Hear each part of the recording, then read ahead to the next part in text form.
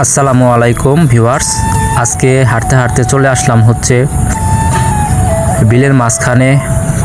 এখন কিন্তু বর্ষাকাল, চারিদিকে পানি আর পানি।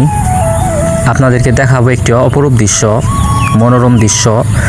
বিকেলবেলা দেখেন প্রচণ্ড পরিমাণ কিন্তু আপনার বৃষ্টি হয়েছে। বৃষ্টির পরেই কিন্তু প্রচুর পরিমাণ মাছ, ছোট মাছ এগুলো কিন্তু আপনার খেলা করতেছে। মানুষ কিন্তু জাল পেতে পেতে রেখে দিয়েছেন। হাঁস, বিভিন্ন প্রজাতির হাঁস কিন্তু এখানে আদার খাচ্ছেন। এখন কিন্তু আপনার জমিনে কিন্তু কিছুই নেই, কারণ এখন বর্ষাকাল। যারা পাট রোপণ করেছিল, ভালো পাট হয়েছে। মানুষ গরু কিন্তু এখানে রেখে দিয়েছেন, কারণ প্রচুর পরিমাণ ঘাস হয়েছে চারিদিকে। আর এখন কিন্তু শাপলার দিন, যেমন শাপলা বলেন, আপনার বিভিন্ন শাকসবজি এগুলো কিন্তু চারিদিকে হবে।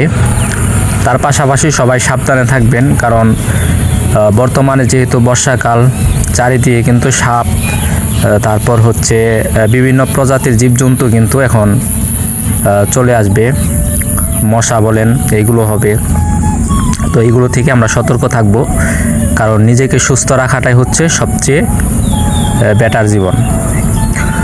তো যাই হোক, সামনে দেখেন যারা পাট রোপণ করেছিলেন, পাটগুলো কিন্তু অসাধারণ হয়েছে। তারপর হচ্ছে দুমসা, এইগুলো কিন্তু হয়েছে, কারণ এগুলো হচ্ছে প্রাচীন নিদর্শন। পাট কিন্তু আগে অনেক হইতো, কিন্তু এখন বর্তমানে এতটা হয় না।